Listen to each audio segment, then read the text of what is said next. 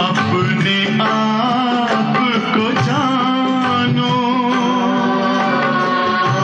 राजयोग के द्वारा अपना परम पिता पहचानो। इसी राजपथ पर चलकर तुम पालो अपना बसेरा।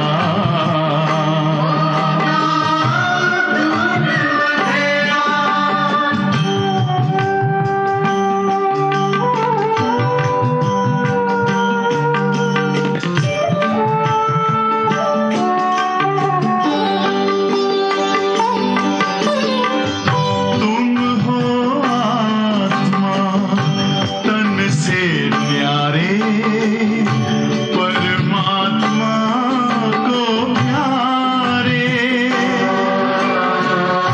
दिव्य गुणों को धारण करके योगी बनो दुलारे। ज्योति बिंदु ही तोड़ेगा ये माया मोह का घेरा।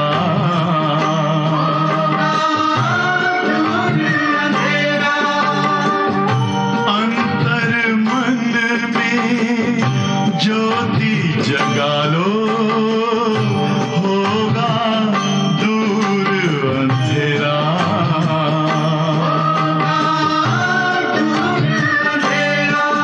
ओम शांति, ओम शांति, ओम शांति।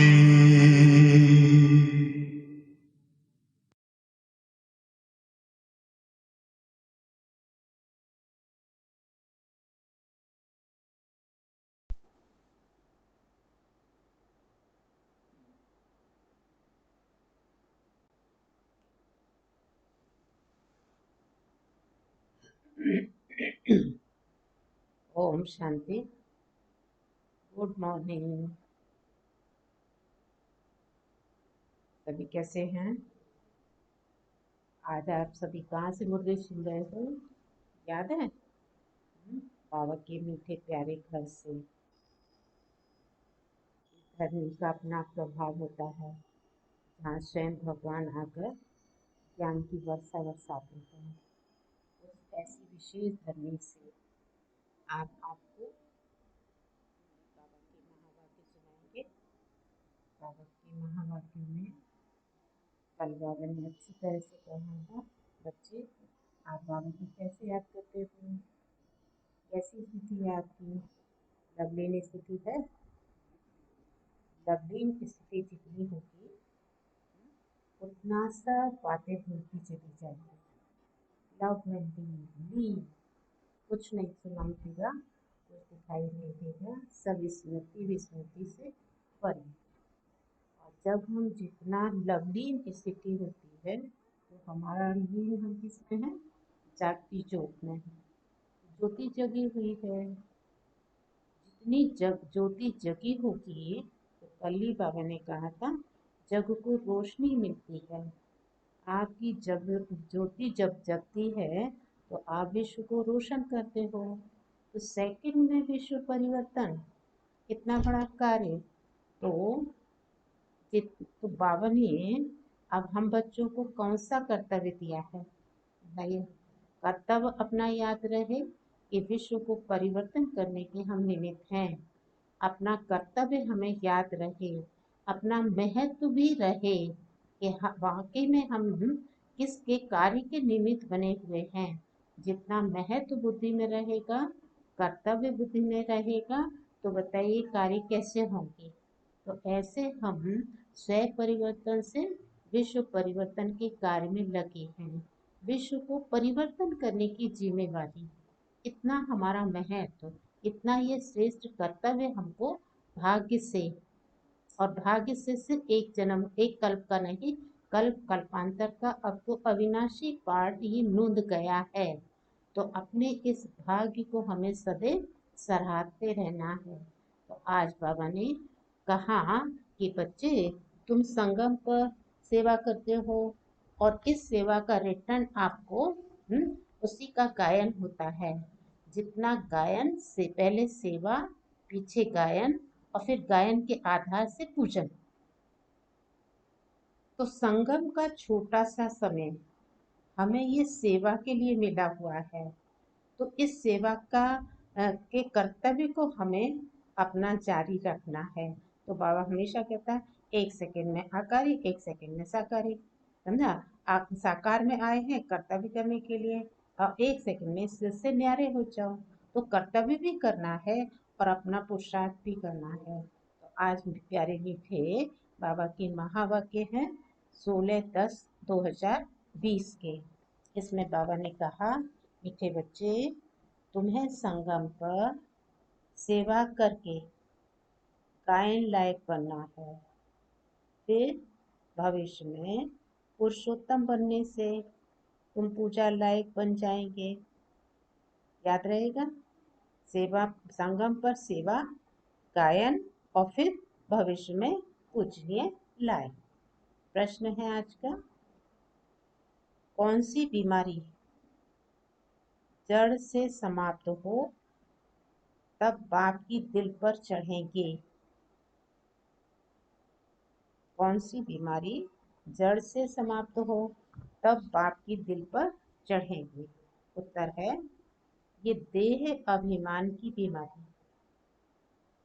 इसी देह अभिमान के कारण सभी विकारों ने महारोगी बनाया है।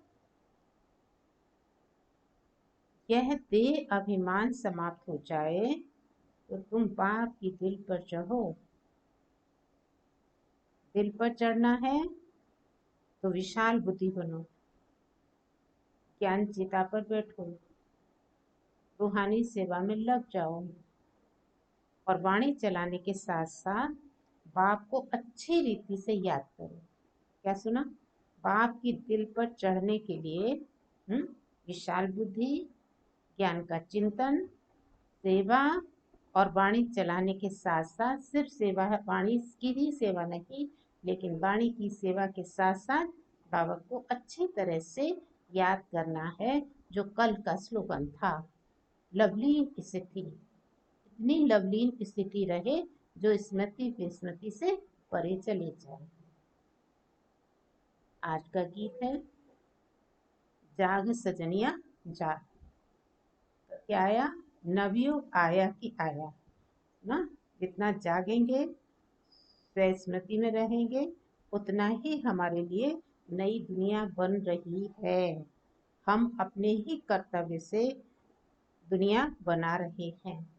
ओम शांति। मीठे मीठे रूहानी बच्चों ने गीत सुना।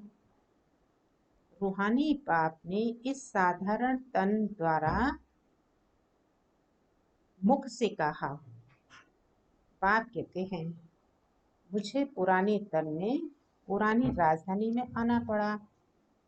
अभी ये रावण की राजधानी है, तन भी पराया है, क्योंकि शरीर में तो पहले से ही आत्मा है। मैं पराये तन में प्रवेश करता हूँ। अपना तन होता है तो उसका नाम पड़ता है, हमारा नाम बदलता नहीं। मुझे फिर भी कहते हैं शिव बाबा। गीत तो बच्चे रोज सुनते हैं। नवयुग अर्थात नई दुनिया, सतयुग आया।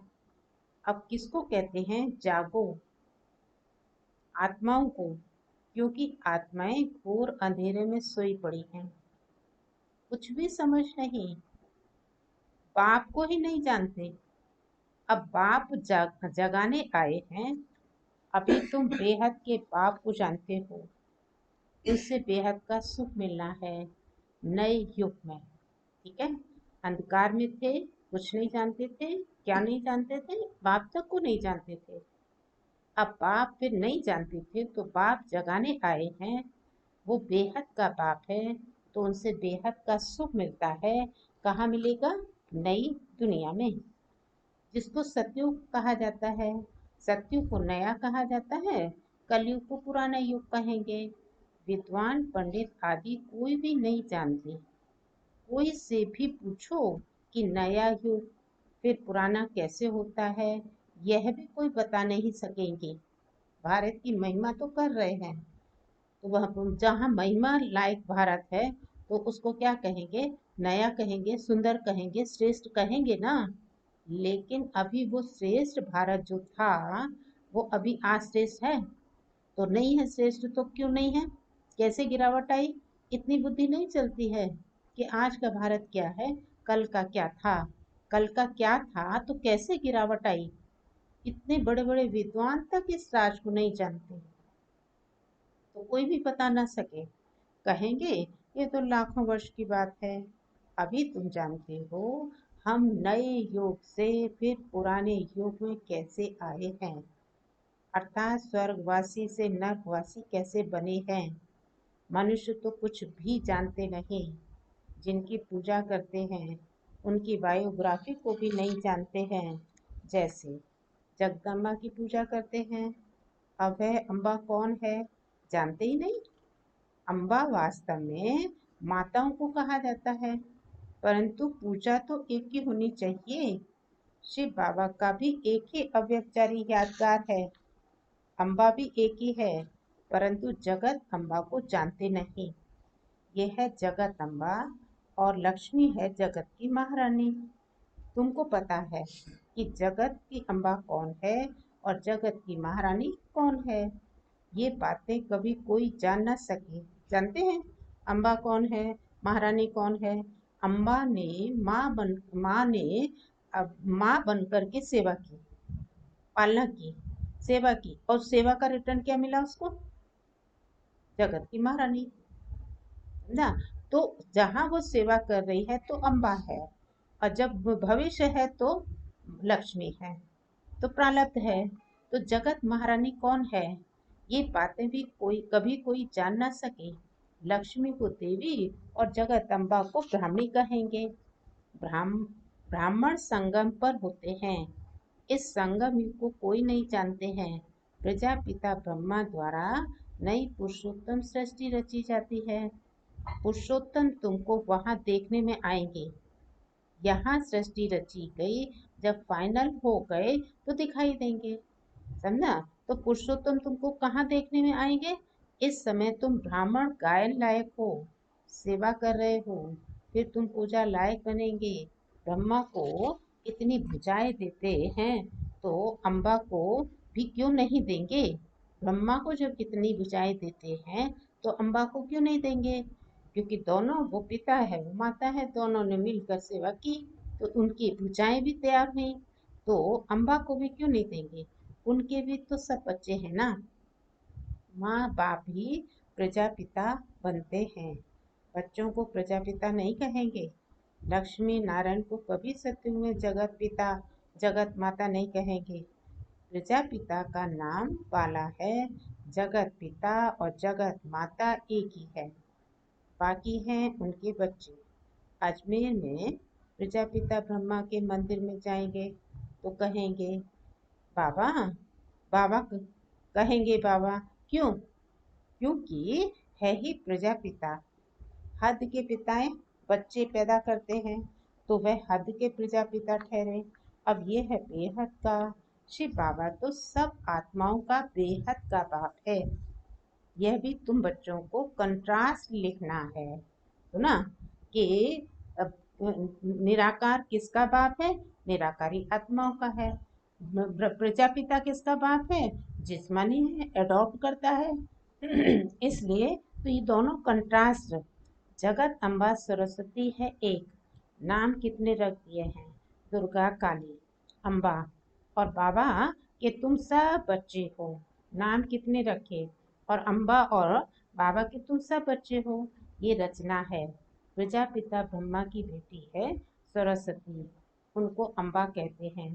बाकी हैं बच्चे और बच्चियां, हैं सब एडॉप्टेड। इतने सब बच्चे कहाँ से आ सकते हैं? ये सब है मुख वंशावली। मुख से स्त्री को क्रिएट किया तो रचिता हो गया। कहते हैं ये मेरी है, मैंने इससे बच्चे पैदा किए हैं, ये सब है एडॉप्शन। ये फिर है ईश्वरीय, मुख द्वारा रचना। आत्माएं तो है ना, मुख से कहते हैं तो मुख की पैदाइश है, तो ये मुख की पैदाइश एडॉप्शन है, तो ये ईश्वरीय, फिर मुख द्वारा रचना। आत्माएं तो हैं ही, इनको अडॉप्ट नहीं किया जाता। बाप कहते हैं तुम आत्माएं सदैव मेरे बच्चे हो। अभी मैं आकर प्रजापिता ब्रह्मा द्वारा बच्चों को अडॉप्ट करता हूँ। बच्चों को नहीं, बच्चों मना आत्माओं को नहीं अडॉप्ट करते हैं, बच्चे और बच्चियों को करते हैं। ये भी बड़ी सूक्ष्म समझने की बातें हैं। इन बातों को समझने से तुम ये लक्ष्मी नारायण बनते हो। कितनी अच्छी पढ़ाई है। एक बात समझने से हम कितना बड़ा श्रेष्ठ पद मिल गया। किस बात को समझा? हाँ, आत्माओं के और जिस्मानी राज को समझा, शिव बाबा को और प्रजापिता के राज को समझा। समझा? तो जितना ये सूक्ष्म बातें समझते हैं, तो इन बातों को समझने से तुम लक्ष्मी नारायण बनते हो। कैसे बने ये हम समझा सकते हैं। क्या ऐसे कर्म किए ये जो विश्व के मालिक बने? तुम प्रदर्शनी आदि में भी पूछ सकते हो, तुमको मालूम है इन्होंने ये स्वर्ग की राजधानी कैसे ली? तुम्हारे में भी यथार्थ रीति कोई नहीं समझा सकते, जिनमें अच्छा, तुम्हारे में भी यथार्थ रीति कोई नहीं समझा सकते। न समझाने का कारण, न समझाने का कारण, तो बाबा ने कहा जिनमें दैवी गुण होंगे वह रूहानी सर्विस में लगे हुए होंगे। बता, नहीं समझा सकते, बुद्धि इधर उधर भटक रही है अवगुणों में। तो बाबा ने कहा जिसमें दैवी गुण होंगे वह इस रूहानी सर्विस में लगे रहेंगे, वह समझा सकते हैं। बाकी तो माया की बीमारी में फंसे रहते हैं। आया जवाब? क्यों नहीं समझा सकते हैं? माया की बीमारी में, देहमान में फंसे रहते हैं, इधर उधर झरमुई झगमुई में समय को वेस्ट कर देते हैं, माया की बीमारी में फंसे रहते हैं, इसलिए समझा नहीं सकते। तो अनेक प्रकार के रोग भी लग जाते हैं। अगर नहीं समझा सकते हैं तो अनेक प्रकार के रोग लगते हैं। देह अभिमान का है रोग, देह मान का भी रोग है। इन विकारों ने ही तुमको रोगी बनाया है। बाप कहते हैं मैं तुमको पवित्र देवता बनाता हूँ। तुम सर्वगुण संपन्न पवित्र थे, अभी पतित बन गए हो। बेहद का बाप ऐसे कहेंगे। क्या कहते हैं? मैंने तुमको इतना श्रेष्ठ बनाया, सर्वगुण संपन्न बनाया, और अभी तुम पतित बन गए हो। तो ये कौन कहेगा? हद का बाप कभी कहेगा? क्या कहे? ये बेहद का बाप ही कहता है, क्योंकि बेहद का बाप आता ही कब है? जब हम दुर्गति में होते तभी तो वो आता है, और तभी उसको ये कहना आएगा अधिकार से। तो बाप कहते हैं बेहद का बाप ऐसे कहेंगे, तो इसमें निंदा की तो कोई बात ही नहीं है। ये तो समझने की बात है ना। भारतवासियों को बेहद का बाप कहते हैं। मैं यहाँ भारत में आता हूँ, भारत की महिमा तो अपरम अपार है। यहाँ आकर नर्क को स्वर्ग बनाते हैं, सबको शांति देते हैं। तो ऐसे बाप की भी महिमा अपरम अपार है, पारावार नहीं।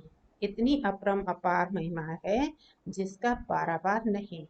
जगदम्बा और उनकी महिमा को कोई भी नहीं जानते। इनका भी कंट्रास्ट तुम बता सकते हो? ये जगत अम्बा की बायोग्राफी, ये लक्ष्मी की बायोग्राफी। वही जगत अम्बा फिर लक्ष्मी बनती है, फिर लक्ष्मी 184 जन्मों के बाद जगत अम्बा होगी। चित्र भी अलग अलग रखने चाहिए। दिखाते हैं लक्ष्मी को कलश मिला, परंतु लक्ष्मी फिर संगम पर कहाँ से आई? वह तो सतयुग में हुई। ये सब बातें बाप बैठ समझाते हैं। कलश किसको मिलता है?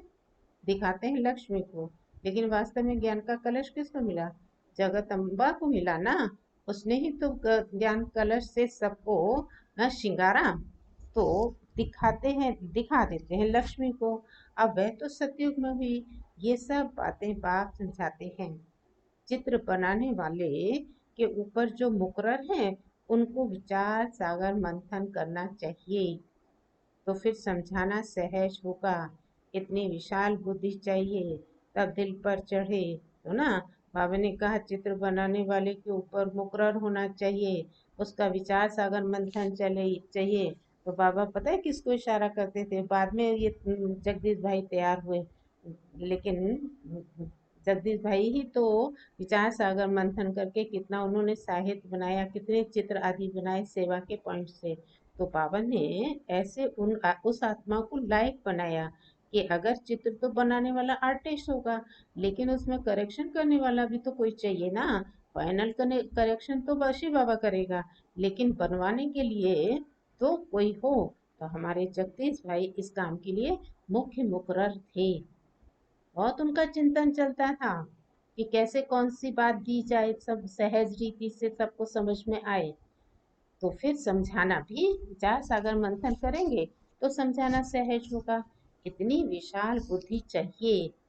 अच्छा, इतनी विशाल बुद्धि चाहिए तब दिल पर चढ़े। आपको दिल पे चढ़ना है, तो विचार सागर मंथन करना है सेवा करने के लिए। जितनी सेवा करेंगे उतना बाबा की दिल पे चढ़ेंगे। तो दिल पे चढ़ने के लिए चिंतन करना है। जब बाबा को अच्छी रीति से याद करेंगे, ज्ञान का चिंतन बैठ करेंगे, तब दिल पर चढ़ेंगे। ऐसे नहीं कि जो बहुत अच्छी वाणी चलाते हैं वह दिल पर चढ़ते हैं, नहीं। बात कहते हैं दिल पर अंत में चढ़ेंगे। नंबर पार पुरुषार्थ अनुसार जब दे अभिमान खत्म हो जाएगा। तो पाप ने समझाया है ब्रह्म ज्ञानी ब्रह्म में लीन होने की मेहनत करते हैं, परंतु ऐसे कोई लीन हो नहीं सकते। बाकी मेहनत करते हैं, उत्तम पद पाते हैं। ऐसे ऐसे महात्मा बनते हैं जो उनको प्लेटिनियम में भजन करते हैं, क्योंकि ब्रह्म में लीन होने की मेहनत तो करते हैं ना। तो ना अब ने क्या कहा कि उनको किस में भजन करते हैं? प्लेटिनियम में भजन करते हैं। सोने से भी महंगा होता है प्लेटिनियम, समझा? उसमें भजन करते क्यों भजन करते हैं? क्योंकि वो भगवान को इतना याद करते हैं, इसलिए। अच्छा, अभी हम ही भगवान को इतना याद करें तो हमारा महत्व तो कितना बढ़ जाएगा। रिजल्ट तो आउट होगी ना अंत में। जितना याद करते रहेंगे तब तो रूप दिखाई देगा। इसलिए हमें भी अपना महत्व रहना चाहिए। कली वरदान में कहा अपने महत्व को तो हम जाने ना, कि हमको कौन सी सेवा मिली हुई है। तो से महत्व को समझेंगे तो सेवा करेंगे। तो बाबा ने कहा तो मेहनत का ही तो फल मिलता है ना। बाकी मुक्ति जीवन मुक्ति नहीं मिल सकती। बिना मेहनत के मुक्ति जीवन मुक्ति नहीं मिल सकती है। तुम बच्चे जानते हो कि अब यह पुरानी दुनिया गई की गई। अच्छा, मेहनत भी कब कर रहे हो? जब दुनिया समाप्त हो रही। तो बताइए, समाप्त होने वाले से तो वैसे भी दिल हटा लिया जाता है।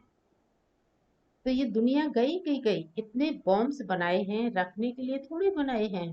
तो तुम जानते हो पुरानी दुनिया के विनाश के लिए ये बॉम्ब्स काम आएंगे। अनेक प्रकार के बॉम्ब्स हैं।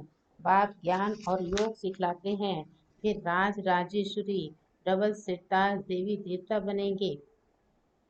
कौन सा ऊंच पद है? कौन सा ऊंच पद है?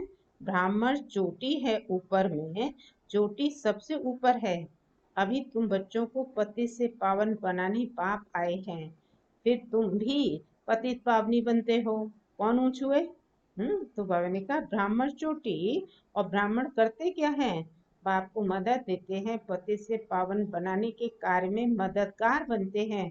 तो तुम्हें भी, तुम्हारा भी नाम होता है कि तुम भी पतित पावनी बनते हो। ये नशा है कि हम पतित पावनी हैं। हम सबको पावन बनाए राज राजेश्वर बना रहे हैं। नशा हो तो बहुत खुशी में रहे। अपने दिल से पूछो हम कितने आप समान बनाते हैं। प्रजापिता ब्रह्मा और जगत अम्बा दोनों एक जैसे हैं। ब्राह्मणों की रचना रचते हैं। शूद्र से ब्राह्मण बनने की युक्ति बाप बतलाते हैं। देखो मम्मा का कितना नाम हुआ, जानते हो? चलो शिव ब्रह्मा में तो शिव बाबा प्रवेश हुआ, शिव बाबा बोलते हैं, लेकिन मम्मा में कौन प्रवेश हो गए? मम्मा ने सुना, धारण किया और सुनाया, तो कितना नाम हो गया। तो वही काम हमको करना है, सुनना है, धारण करना है, सुनाना है। तो दोनों जैसे एक है, ब्राह्मणों की प्रजापिता ब्रह्मा और जगदम्बा दोनों एक जैसे हैं। ब्राह्मणों की रचना रचते हैं, शूद्र से ब्राह्मण बनने की युक्ति बाप बतलाते हैं। ये कोई शास्त्रों में नहीं है, ये है भी गीता का युग। महाभारत लड़ाई भी बरोबर हुई थी। राजयोग एक को ही सिखाया होगा क्या? मनुष्यों की बुद्धि में फिर अर्जुन और कृष्ण ही है। यहाँ तो ढेर पड़ते, तो ढेर कौन हो गए? हाँ, अर्जुन हुए ना। तो बैठे भी देखो कैसे साधारण हैं। छोटे बच्चे अल्फ बे पढ़ते हैं ना, तो तुम बैठते हो, तुमको भी अल्फ और बे पढ़ा रहे हैं। अल्फ और बे ये है वर्षा। अल्फ माना शिव बाबा, बे माना उनसे वर्षा। तो अब बाप कहते हैं मुझे याद करो तो तुम विश्व के मालिक बनेंगे। कोई भी आश्चर्य काम नहीं करना है, दैवी गुण धारण करने हैं, देखना है हमारे में कोई अवगुण तो नहीं है।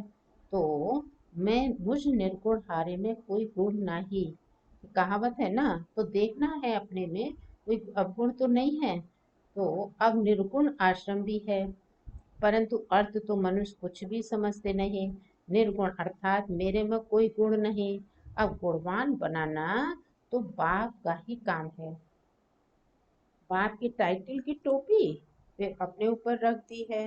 बाप कितनी बातें समझाते हैं, फिर डायरेक्शन भी देते हैं, समझाते भी हैं। फिर डायरेक्शन क्यों देते हैं? जो समझाया है वो समझाओ।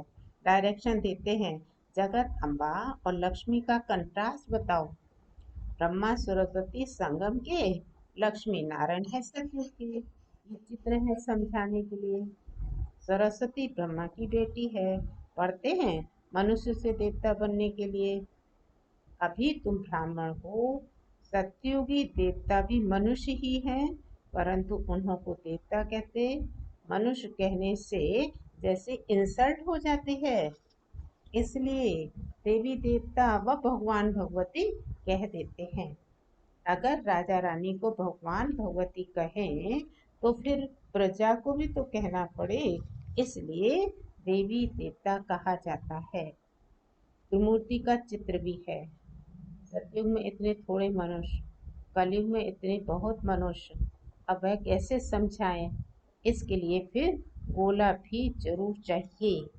प्रदर्शनी में इतने सब को बुलाते हैं, कस्टम कलेक्टर को भी, को तो कभी कोई ने निमंत्रण ही नहीं दिया है।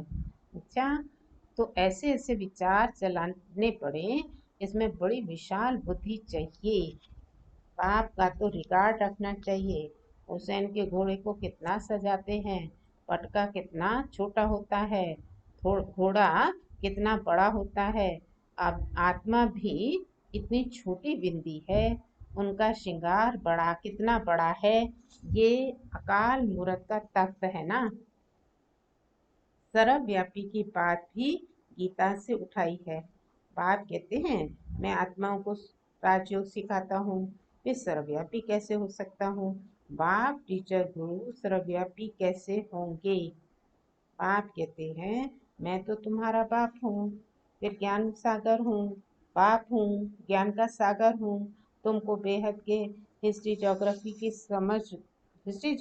समझने से बेहद का राज मिल जाएगा। दैवी गुण धारण करने चाहिए। माया एकदम नाक से पकड़ लेती है, जल्दी चलन गंदी हो पड़ती है। फिर लिखते हैं ऐसी ऐसी भूल हो गई, हमने मुंह काला कर लिया। यहाँ तो पवित्रता सिखलाई जाती है। फिर अगर कोई गिरेंगे भी तो फिर उसमें बाप क्या कर सकेंगे? घर में कोई बच्चा गंदा हो पड़ता है, काला मुंह कर देता है, तो बाप कहते हैं तुम तो मर जाते तो अच्छा है। बेहद का बाप भी ड्रामा को जानते हैं, फिर भी कहेंगे तो सही ना। तुम औरों को शिक्षा देकर खुद गिरते हो तो 1000 गुना दंड पड़ जाता है। कहते हैं माया ने थप्पड़ मार लिया। माया ऐसा घूंसा मारती है जो एकदम अकल ही गुम कर देती है। बाप समझाते रहते हैं आंखें बड़ी धोखेबाज हैं, कोई कभी भी कोई विकर्म नहीं करना। तूफान तो बहुत आएंगे। क्यों? क्योंकि युद्ध का मैदान है, पता भी नहीं पड़ता है कि क्या होगा। माया झट थप्पड़ लगा देती है। अभी तुम कितने समझदार बनते हो। आत्मा ही समझदार बनती है ना, आत्मा ही बेसमझ थी। अब आप समझदार बनाते हैं। बहुत देह अभिमान में हैं, समझते नहीं हैं कि हम आत्मा हैं। बाप हम आत्माओं को पढ़ाते हैं। हम आत्मा इन कानों से सुन रही हैं। अब बाप कहते हैं कोई भी विकार की बात इन कानों से न सुनो। क्यों? क्योंकि तुम्हें विश्व का मालिक बनना है। मंजिल बहुत बड़ी है, यही मंजिल बड़ी है। गंदी दुनिया में तो गंदी बातें देखने सुनने में आती ही है, लेकिन भगवान ने क्या कहा? न देखो न सुनो। बस न देखना न सुनना, यही तो मंजिल है ना। अच्छा, तो मंजिल है तो मंजिल पर पहुंचेंगे, करेंगे तो मंजिल पर पहुंचेंगे। तो मौत तक नजदीक आएगा तो फिर तुमको डर लगेगा। मनुष्यों को मरने के समय भी मित्र संबंधी आदि कहते हैं ना, भगवान को याद करो, या कोई अपने गुरु आदि को याद करेंगे। देहधारी को याद करना सिखलाते हैं। बाप तो कहते हैं, हाँ, वहां देहधारी को याद करना सिखलाते। बाप हमको क्या कहते हैं? बाप तो यहाँ कहते हैं नाम कम याद करो। यह तो तुम बच्चों की बुद्धि में है। अब बाप फरमान करते हैं माम एकम याद करो। देहधारियों को याद नहीं करना है। माँ बाप भी देहधारी है ना। मैं तो विचित्र हूँ, विदेही हूँ। इसमें बैठ तुमको ज्ञान देता हूँ। तुम अभी ज्ञान और योग सीखते हो। तुम कहते हो ज्ञान सागर बाप द्वारा हम ज्ञान सीख रहे हैं। राज राजेश्वरी बनने के लिए ज्ञान सागर ज्ञान भी सिखलाते हैं और राजयोग भी सिखलाते हैं। अच्छा, मीठे मीठे सीखी लते बच्चों प्रति माता पिता बाप दादा का याद प्यार और गुड मॉर्निंग। रूहानी बाप की रूहानी बच्चों को नमस्ते। हम रूहानी बच्चों की रूहानी बाप दादा को याद प्यार गुड मॉर्निंग और नमस्ते। शुक्रिया बाबा, आपका बहुत बहुत शुक्रिया। धारणा के लिए मुख्य सार है, समझदार बन, माया के तूफानों से कभी हार नहीं खाना है।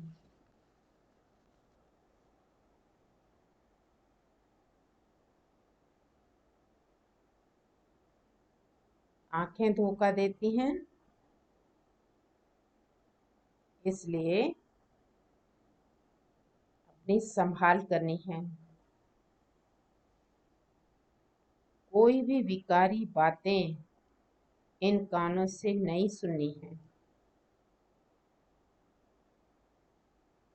दूसरा, अपने दिल से पूछना है कि हम कितनों को आप समान बनाते हैं।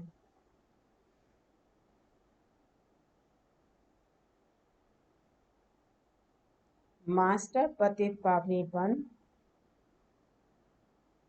सबको पावन राज राजेश्वर बनाने की सेवा कर रहे हैं।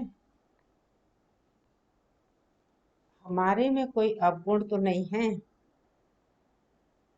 दैवी गुण कहाँ तक धारण किए हैं।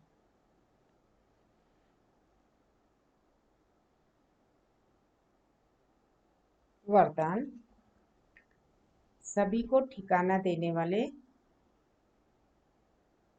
रहम दिल बाप के बच्चे, रहम दिल भव।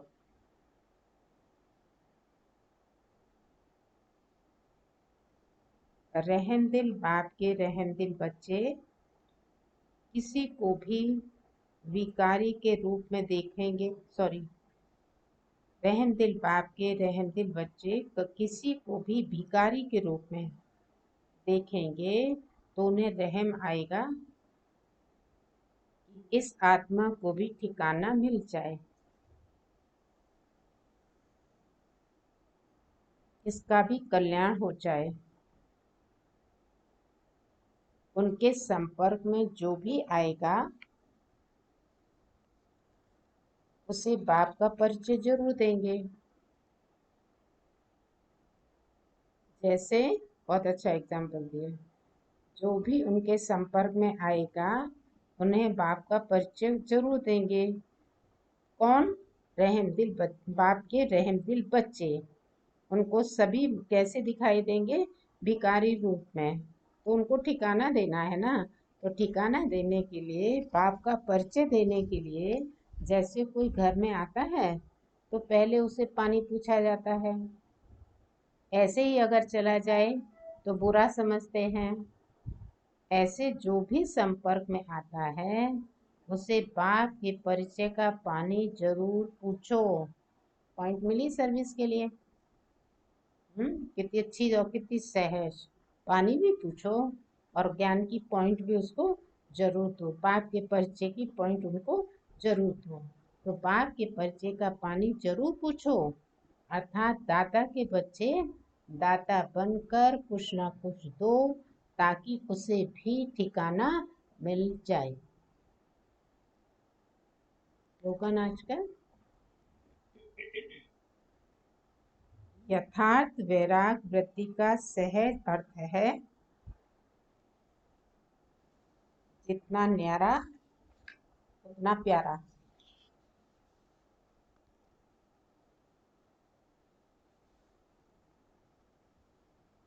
ठीक।